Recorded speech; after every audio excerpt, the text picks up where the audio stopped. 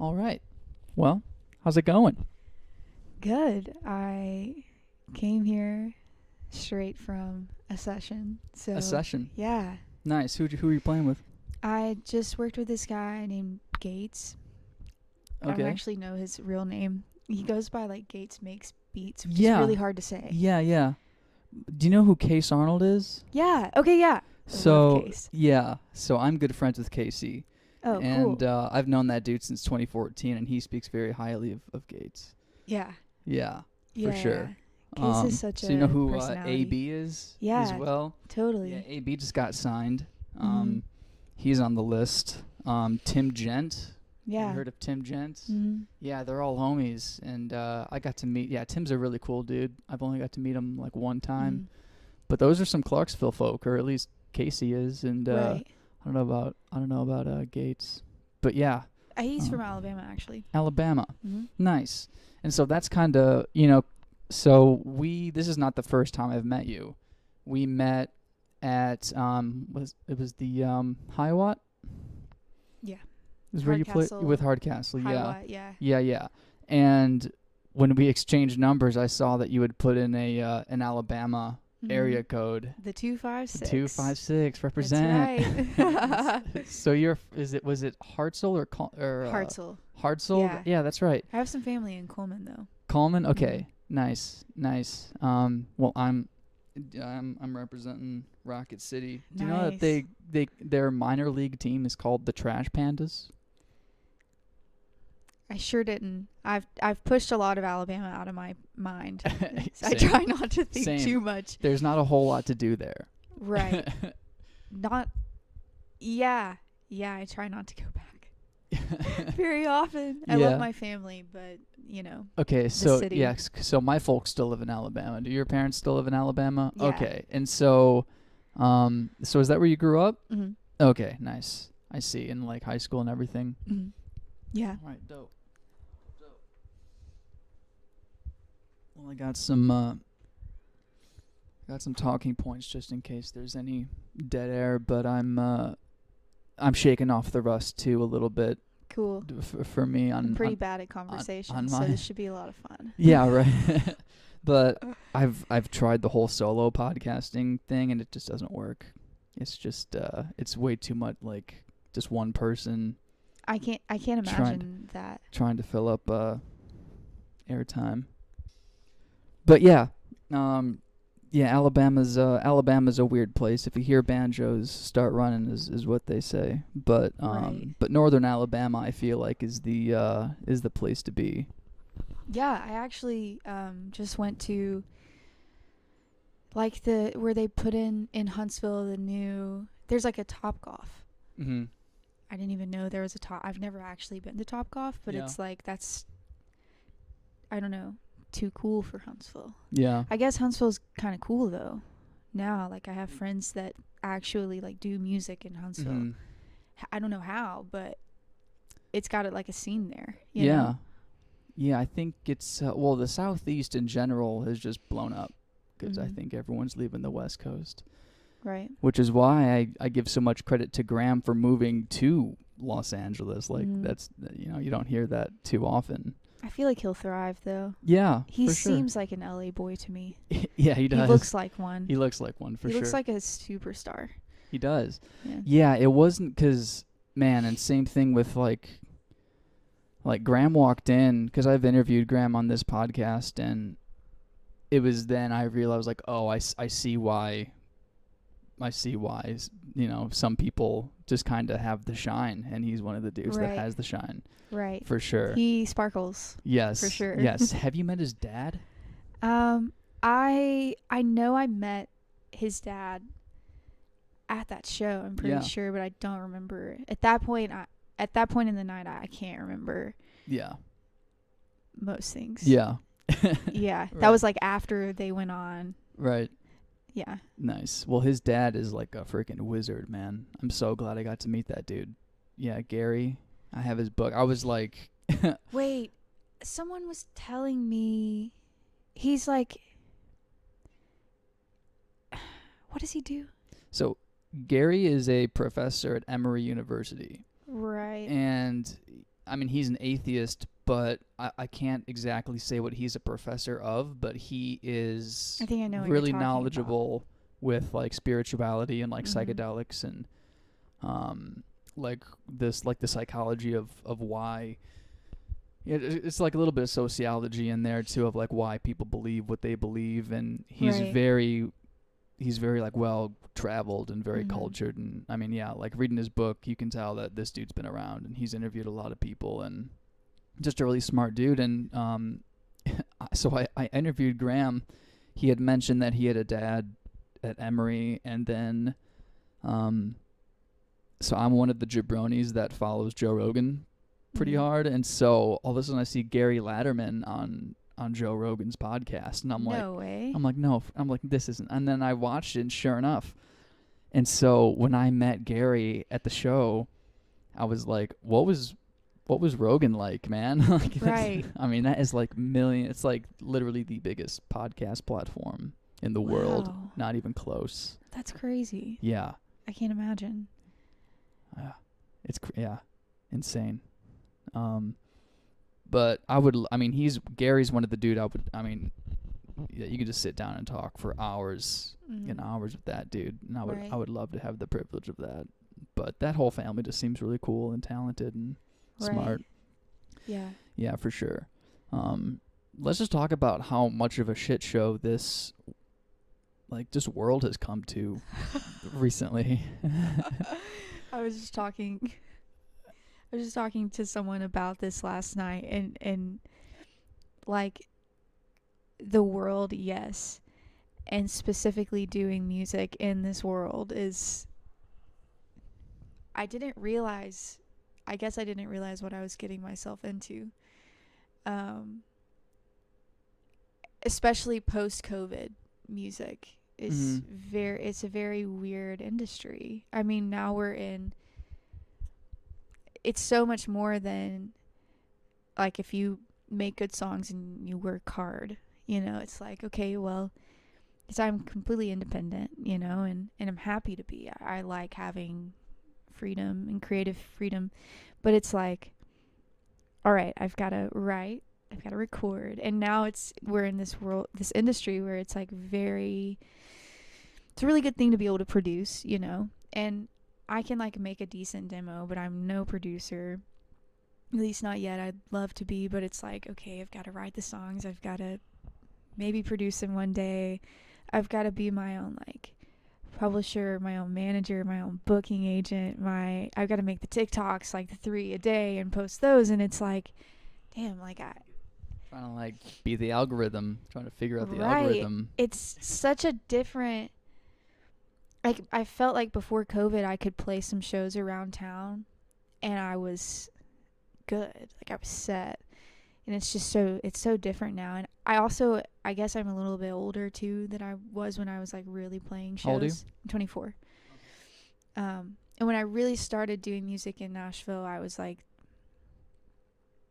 20, 21, and I was playing a lot of shows and like doing shows out of town, and that was awesome, and it made me feel like I'm really on my path, like I'm doing it, and then that goes away for over a year.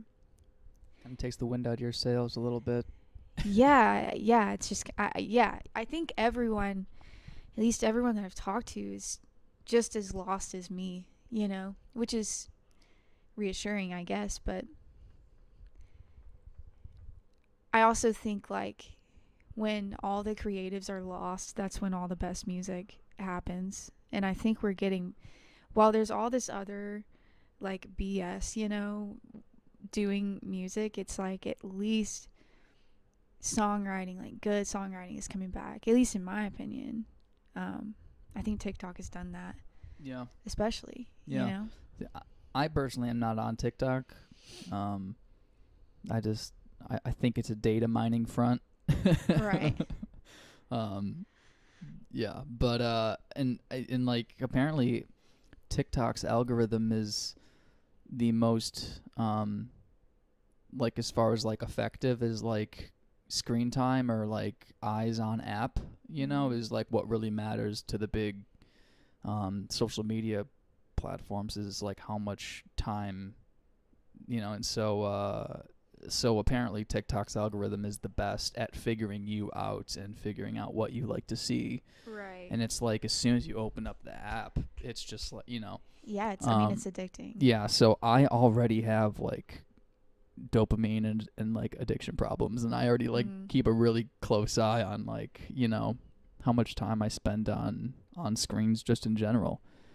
But 2020 was rough on everyone for sure. Right. And I personally didn't have like any deaths in my family, so like it was just really boring. Yeah, and so I can only imagine like what a creative type would have to go through, and and I kind of feel you with like getting the wind taken out of your sails. I mean, I had just started this thing up like literally December of like 2019, and then like early 2020 I had some interviews, and it was like, people were like responding to my emails and like everything was good, and then just like Right. it was like the worst time. And yeah, so like how did you spend your time? Do you do like a lot of like recording in your room and like producing in your room over quarantine? Yeah, like how did you hell no. did That's you like the work, craziest or thing. did you like work, or like what did you? I mean, I couldn't. I wasn't the place. My like place of work, we closed. Is it Oku? I was working at Oku. I worked at Oku after the like heat of the pandemic. I was working at Restoration Hardware. Okay. In Green Hills. Lit. And honestly, dude, I wrote a lot. Like, I didn't have recording gear yet. Same. So I was writing a lot. I was writing a lot of songs and like playing a lot, but I also, am I allowed to swear? Yeah. Okay. I just didn't do shit, honestly. I mean, it was amazing because it felt like the competition disappeared. Like nobody could really do anything. So it was like the first time that I felt like I could not do anything and enjoy it, honestly, best time of my life was like the first 2 months of quarantine. Yeah. And then you start getting, it gets a little crazy. It gets, right, like 2 months, or like 2-3 weeks turned into 2 or 3 months, dude. Like by like April, May, it was like the year is done. I like, didn't know we're if not it gonna would, get out of this. if it would ever go back to normal. There are some people that don't want it to. Right. To be honest. So like what do you think about like really specifically like artists out there? In my opinion, I feel like you need to prove yourself as a live performer. Right. For people to take you seriously, which you are you're a killer live. Thank you. You have an amazing voice, and some people are like all studio and they kind of hide, and from the live performances, and I guess 2020 was like a good seclusion for those kind of musicians to like thrive. Yeah. But now people want to go to shows, and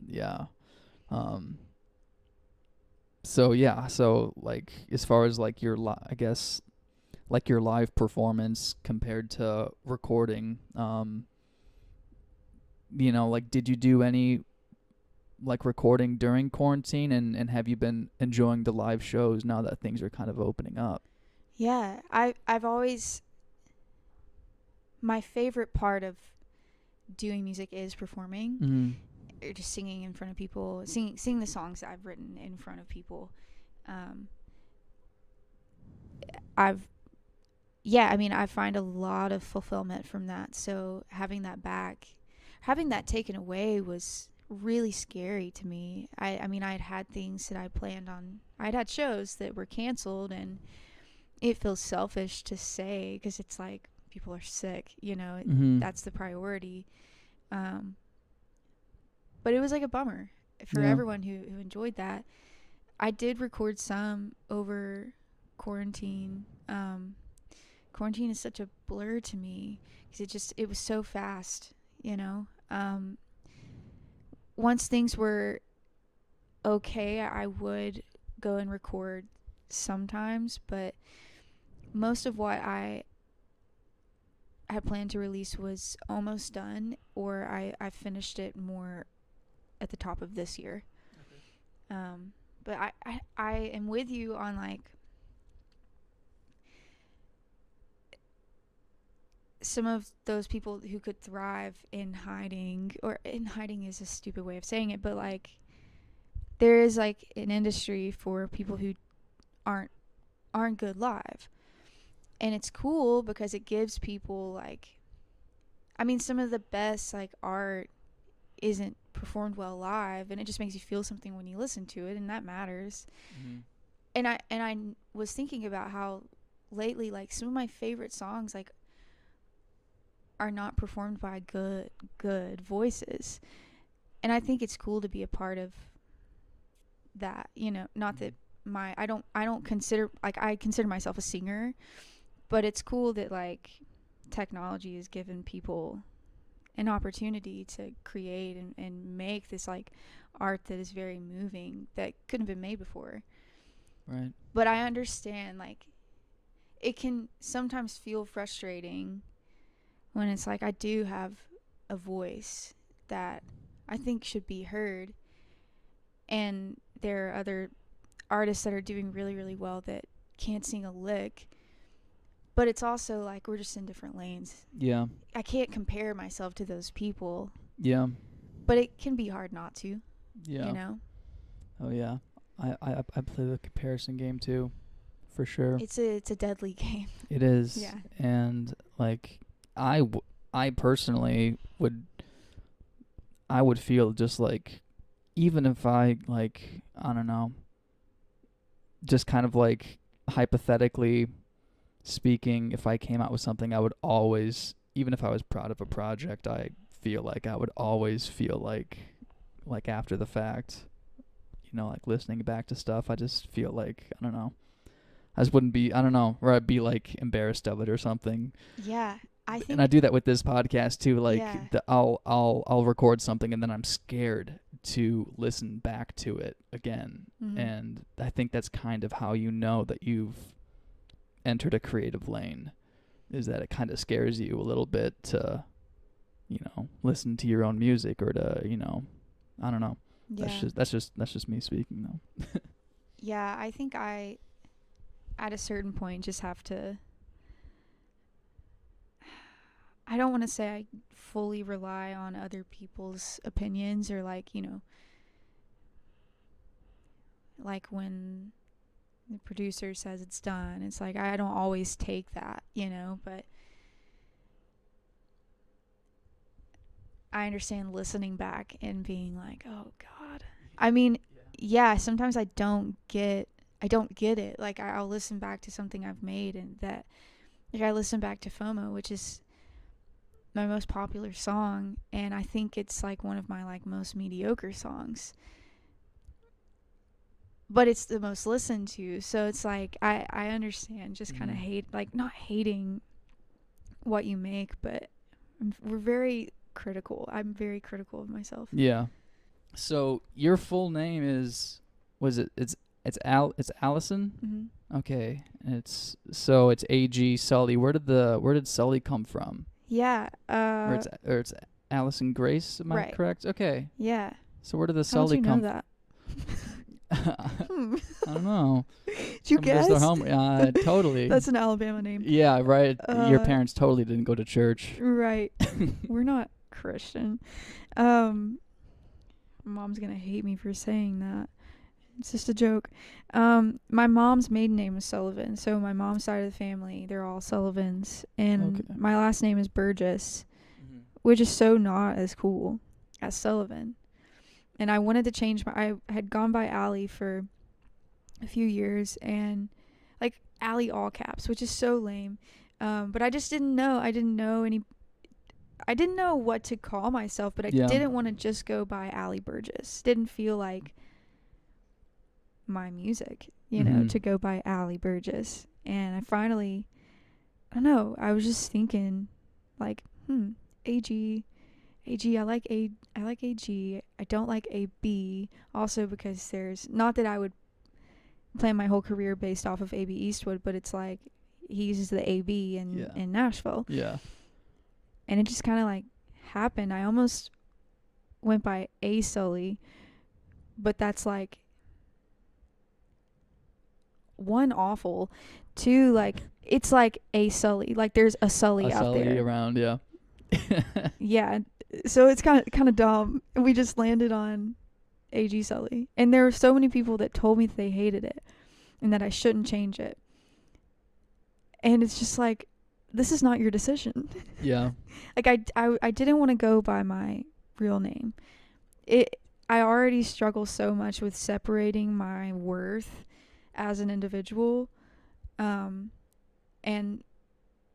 my music. Like if my music isn't doing well, then there's something wrong with me, right? Which is not true, but I think everyone who like makes anything that's somewhat personal feels that way. So it's like, if I give myself a separate name, it gives me an opportunity to almost be a character, even though my character is really just who I am. Right. But does that make sense? It does. You It got to take baby separates. steps. Yeah.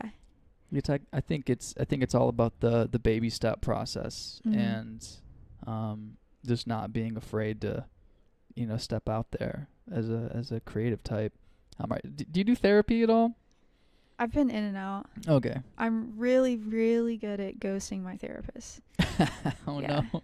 Yeah. One of my strong points. Nice. It's a good skill to have. Nice. Yeah, I love therapy, and I think it's a common misconception to think that you need therapy only when you're at a bad place in life. Right.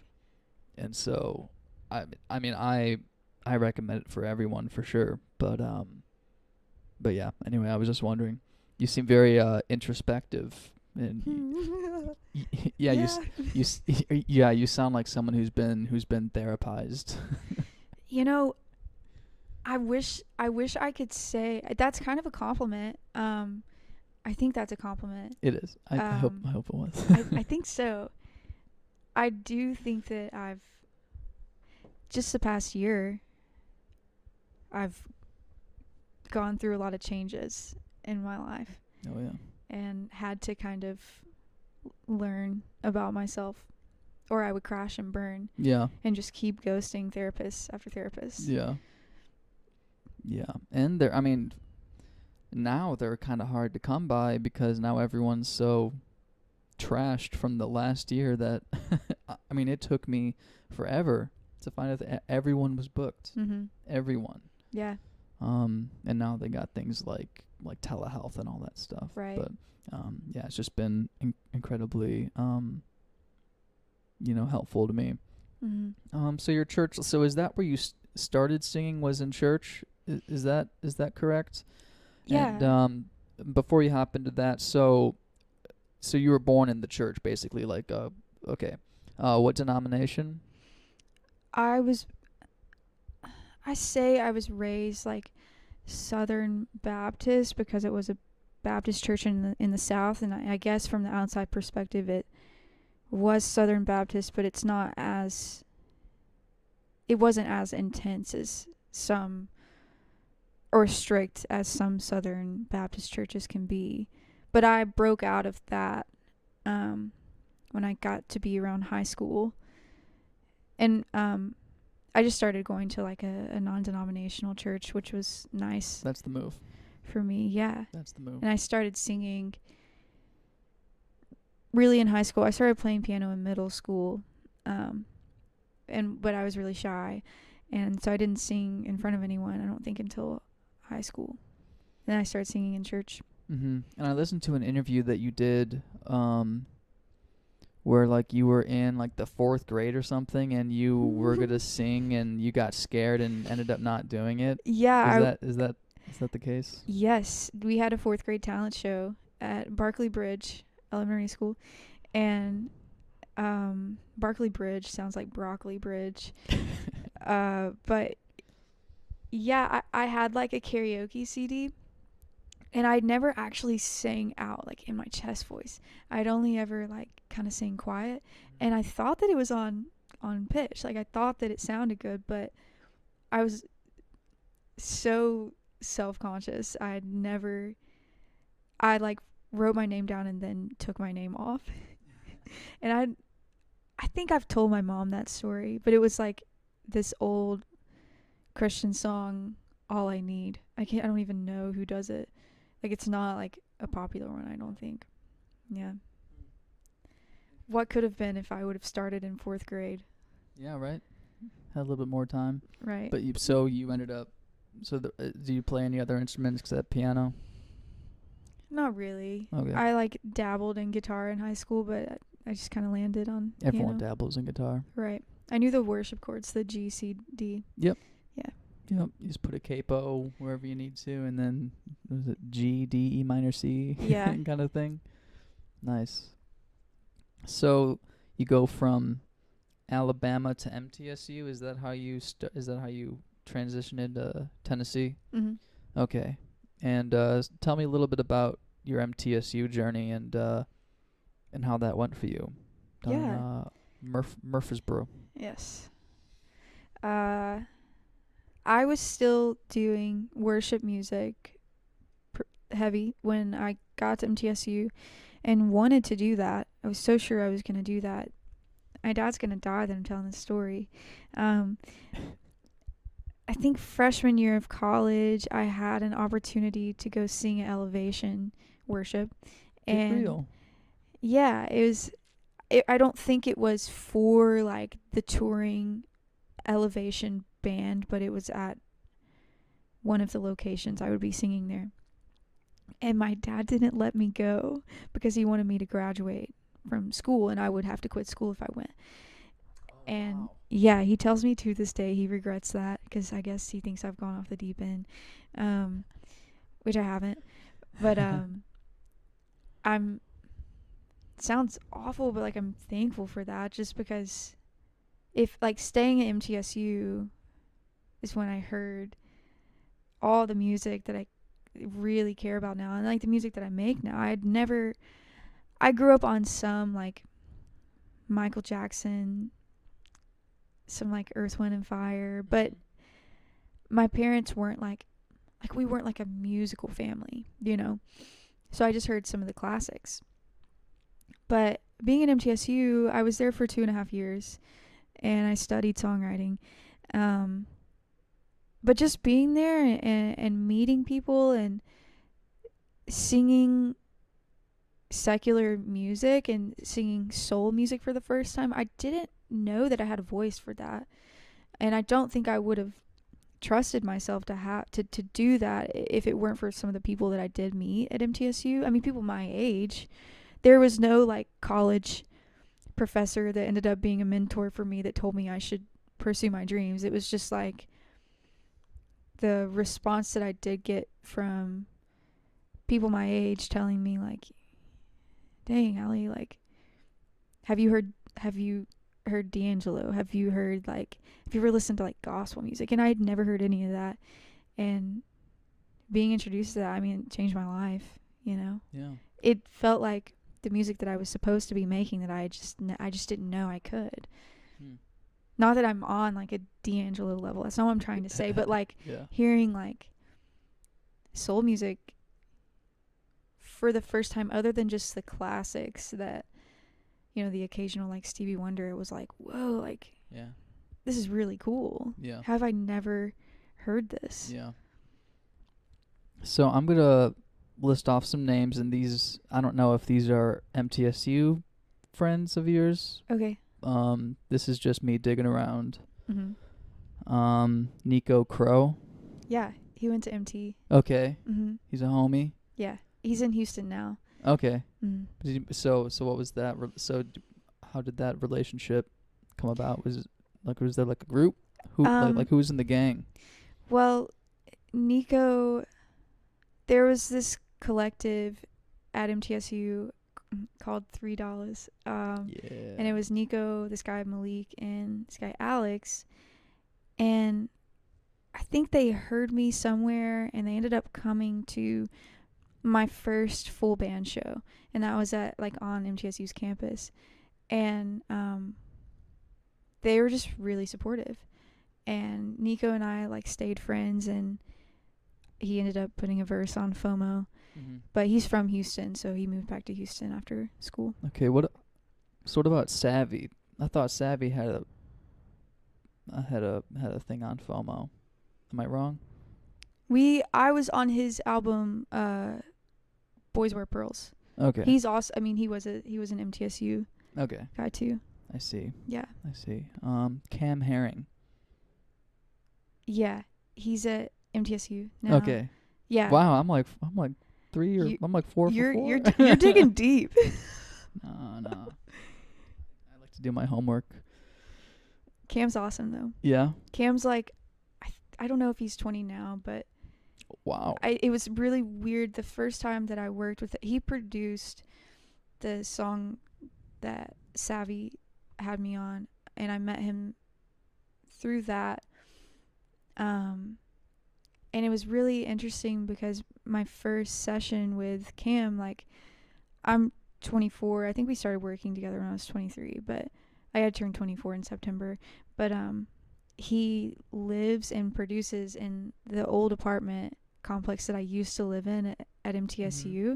Like, I lived there when I was 19, and it was so weird going back to this apartment complex for like a 19-year-old to produce Accountability Partner, which is like, to me, like, Accountability Partner is the most like musically impressive song I think I have. And I'm not saying that for myself, like, I'm saying that on Cam's behalf. Like, the musicianship in that is like incredible. He's so young. He's killing it. Yeah. He's so talented. Like, what?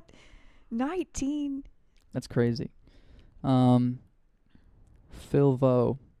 Well, no, he was the guy that was kind of your little drum pad dude at the show. Is that's Phil, right? No, Phil does music too though. I thought that's him. Caleb. Caleb Lee. Okay. I'm getting it mixed up then. That's okay. No, Phil's a singer-songwriter in Nashville now. Okay. He's awesome. Caleb Lee was playing the drum pad for me. He also produced Space to Think. Okay. Mm-hmm. Yeah, you mentioned that at the show. I guess moving to Rashad Sylvester. Yeah, he played keys for me. The dude seems like a wizard on piano. Absolutely dude. Insane. He looks really talented. I mean, just from like, I had never heard of him up until recently. Have you heard him play? Just like clips online and stuff. Right. He's amazing. Just from doing research for this. But yeah, that dude seems like a wicked. And so you were at the Gray Box with him. Mm-hmm. And you did that when you did that video that I Right. watched. And what's his name? Cody Hunter's the owner. He's like the engineer there, right? I think so. Okay. I've only met him through that. Yeah. So I haven't seen him. But that looked like a really cool studio. Yeah, it was so nice. Yeah. Adam Grover. Yeah, he mastered Accountability Partner. I've never met him in real life. Oh, really? Yeah, he's with Sterling Sound, I think is the name of it. Okay. I think that's right.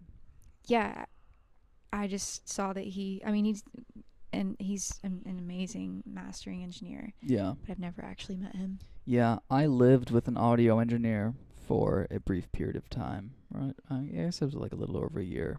But, man, I mean, what a multifaceted. It's not just like music. It's just like it's just sound in general, and how to manipulate, like compression and and like reverb and gain. Right. It's like science, Yeah.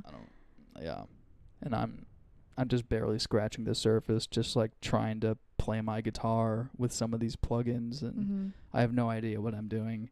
I don't know, like, oh, that sounds like I have too much gain. Let me turn the gain. Like, I can't. I don't have the ear for, like, I don't know, all that kind of stuff. Right. It just kind of it overwhelms me, to be honest. Me too.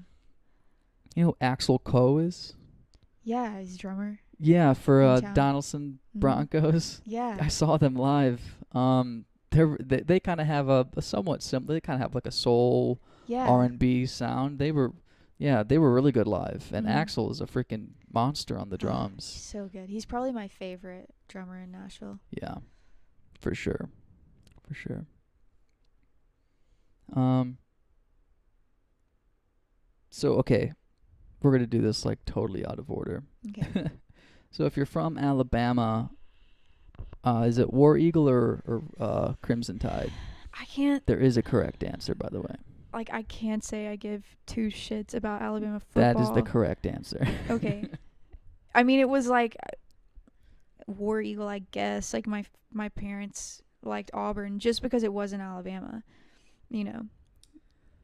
What do you think about this? Is what tripped me out when I lived there, and I made fun of Auburn fans relentlessly about this. So it's War Eagle, right? But their mascot is a tiger. Right. Is there any logical explanation behind that? I don't have the answers to everything. Can't help you with that one. I mean, I'm just assuming if you came from like a War Eagle family, there was some like workaround or some. It was fake. Okay. Like it was they're fake fans. Yeah. Yeah. You just kind of have to associate yourself with one, I think, if you live there. Yeah. And my theory about Alabama, because, I mean, if we just spend this entire podcast ripping on Alabama, the state, I'd be fine with that. Mm. But my theory on why they're, like, so horny for college football is because they don't have any pro sports to put their effort into. Yeah. Well, that and, like, I'm not even trying to be this person, but it's like, Alabama's really good at football, so it's like, yeah, might as well put it all into the Crimson Tide, you know? may as well. Never thought I'd say that. Yeah, roll Tide. Here's another question. So, as of right now, we're coming up on Thanksgiving. When is the best time to start celebrating Christmas? I am the day after Thanksgiving. Thank you. We don't listen to Christmas music. Yes. I just thought I had before to settle that. Thanksgiving. Just settle that. Yeah. Okay. Yeah. Absolutely. Some of these heathens out here, and like the stores are putting shit up like in October. It's like, okay, it's the week of. It's okay, but I don't get like like the people who put up Christmas lights November 1st. It's too much. You're tired of them by December 25th. Yeah. I don't know. My roommate put up these trees and I almost almost threw a fit. It's not looking good. I don't know how I'm gonna. At least they don't have lights on them yet. But we had the talk. I was like, okay, like you can get the tree. He just like, cause like there's a fake one and then behind there's like a real one. He likes the smell of the tree, which I mean, I guess I can. Yeah. Whatever. But I'm like, no lights until, no Christmas music, no lights. Yeah. I'm real strict about that. What's your favorite Christmas song? Christmas song. I have a favorite Christmas movie, and that's It's a Wonderful Life. Christmas song. You know, Family Force 5 came out with a real banger of an album back in the day. Reliant K had some good covers of Christmas songs, I feel like, back in the day as well.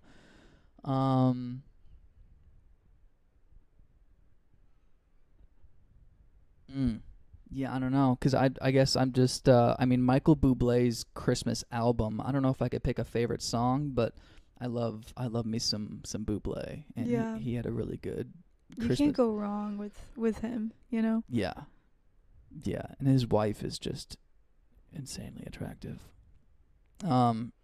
That's only something like a serious Michael Bublé fan would say. Yeah. I don't know what his wife looks like. I'm sure she's awesome. Yeah, out of this world, I'm telling you. So, you obviously decided to stay in Middle Tennessee once you graduated and just be like, all right, I'm just gonna hang in Nash because that's where all the music is at. And so, is that just the extent of why you decided to stay and moved here?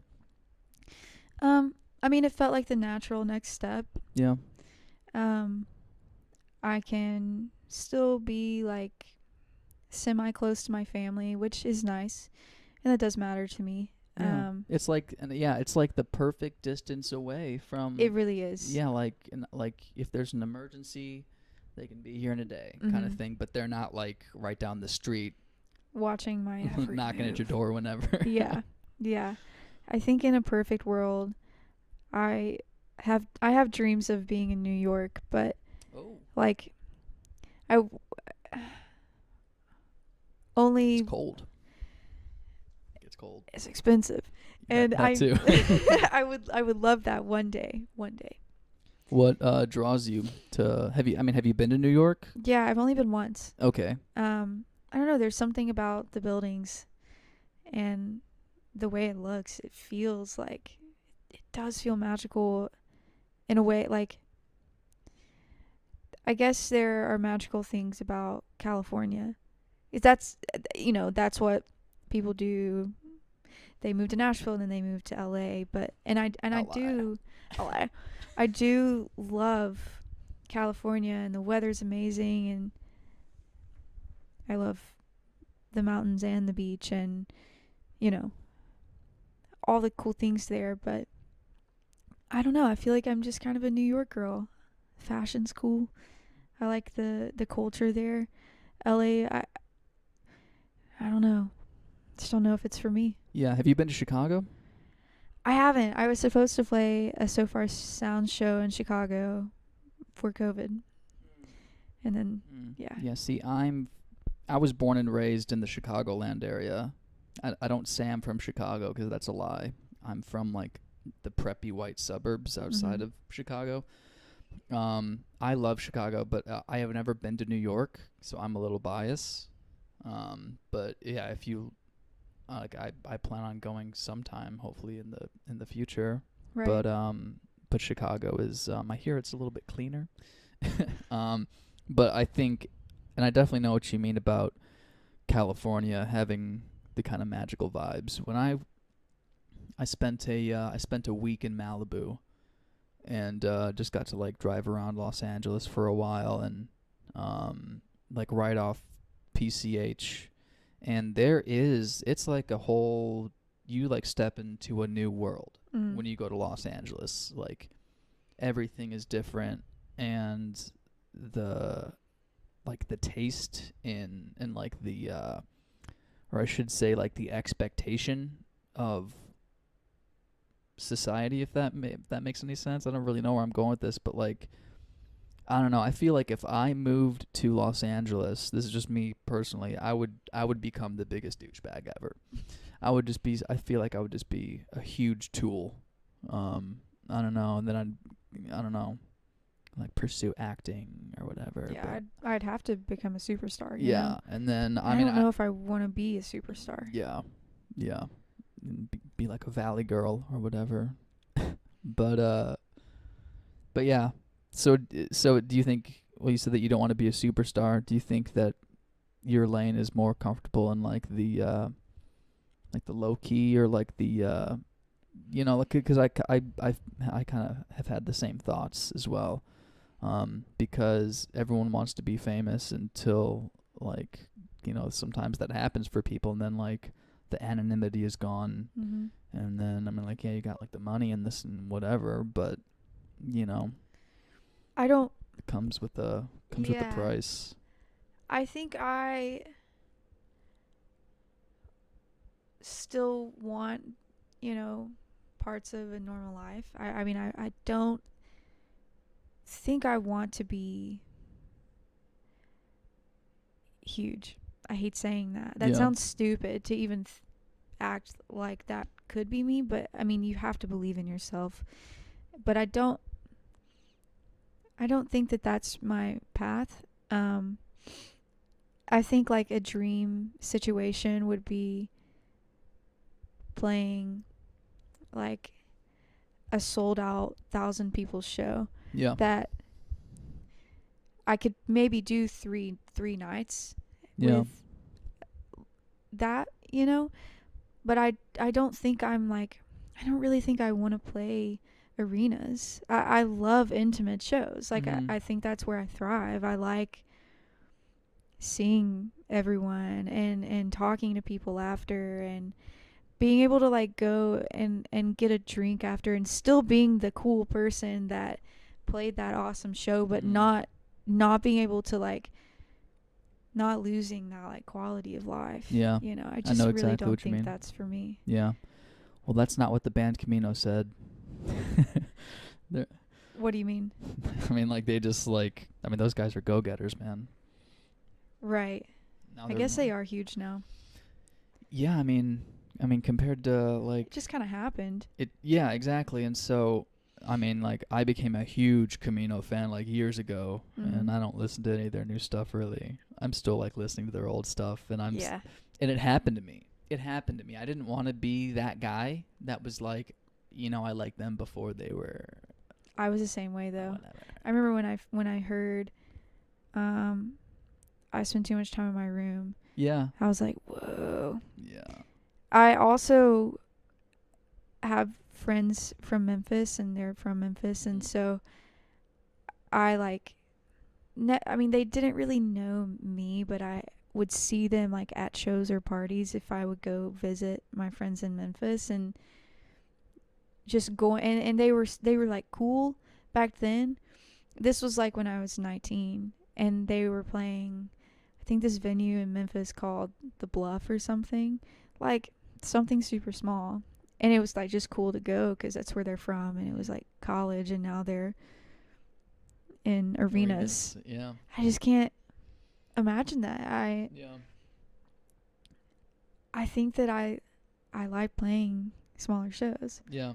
Honestly. Yeah. I'm saying that as if I've played both, and I might love that one day, but I do think that I care about my like privacy and daily life so much more than I used to. I wouldn't say that I've stopped pursuing music as heavily, because I'm still doing all of the work, but I've spent some of that time putting into like, you know, my relationships in ways I didn't used to. Like I used to think like this is the only thing that matters in my life. Like this music thing is the only thing I have going for me, but I do have a life outside of that, you know? And I think I don't want to lose that ever, you know? Right. I want to be able to go shop without... Yeah. Only like 3 people can ask to take photos of me, but not like I want to go to a mall, you know? Yeah. I got you. Switching gears here. Are you on these dating apps? What do you think about these dating apps? Do you stay away from them or no?